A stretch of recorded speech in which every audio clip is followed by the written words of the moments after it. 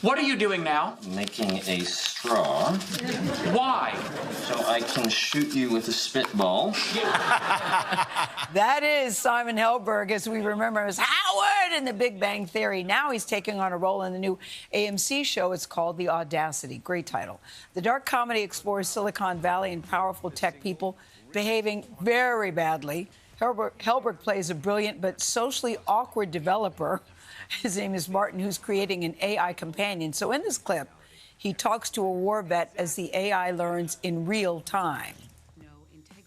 I'm guessing you're a veteran of war.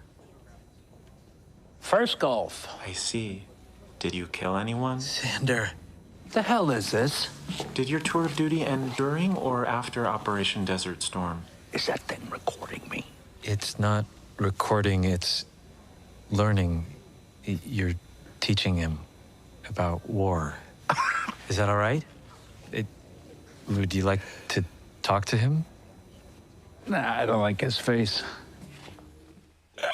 We're happy to say that Simon Helberg is here, live and in color. Congratulations to you, Simon. Welcome. Thank you. Because you killed it on Big Bang and you're killing it again all these years later. Thank you. But let's talk about your character, Martin, because he is a loner in this. Yes. So I'm curious about, was it a choice on his part, or do you think that's just the way of the world in his life? Oh, well... He's a complex dude. Yeah. Are you saying, do you think he chose to not have a lot of friends and not be super popular? No, I think it's just a byproduct of being a sort of a special mind, you know, a unique and introverted kind of character, which I think a lot of the Silicon Valley people are missing certain chips, I think, and emotions sort of get in the way of efficiency, and that doesn't really yield a lot of love around you. I know, Simon, it's a series with so many broken people. I mean, the relationships with their partners are broken, the relationships with their children are broken, the relationships with work are broken, and you were attracted to this role. Why? Because I'm broken. I need to be put back together. Because I think we're at this precipice where we really are. Technology has infiltrated so many parts of our lives, and I think we're all desperate for connection. And I think the people who are designing the technology are desperate for connection, but they're going about it by forcing us further and further online, which I think is alienating us more. And so we're in this very funky spot. Yeah, some of the tech giants that we see that are front-facing can tend to come off as robotic. You know, some of the descriptions that Gayle said. But Jonathan Glatzer, the creator of the show, wanted to humanize these faces and figures. Do you believe that this show will give somebody a little bit of empathy for individuals like your character?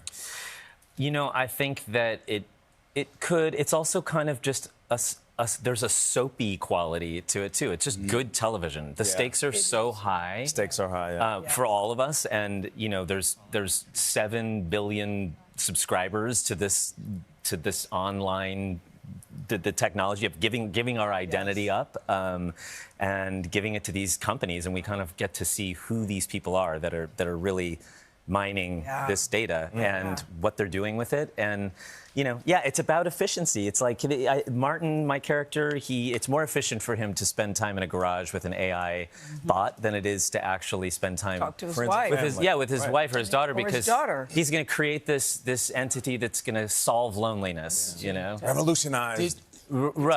Right. So you joke that you are broken, that's why it's easy for you to play Martin, but I wonder in preparing Was I joking? Role,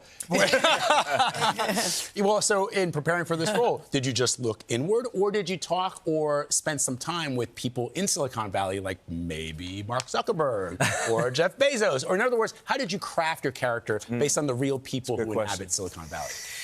I did not. Mark and Jeff, you know, they just didn't get back to me. Well, I always do a lot of reading and just deep diving into that. It's really just the psychology of it that's interesting. So there are a lot of broken people in that world, and I think it's interesting to try and find what it is that these guys think of themselves, I think, as dragon slayers. Yes, That's what it yes. feels like, you know? Yes. And maybe they start with good intentions, and maybe they do want to actually defer their whole life so that they can bring greater good. Let's just say one of the lines was, "There's no bottom, Vlad. You can always go lower." You can always go That lower. sort of sums up. Yeah, I Simon, know it. congratulations. Yes. Hopefully I don't go too low. Yes, not too low. The Audacity airs Sunday on AMC with new episodes streaming weekly.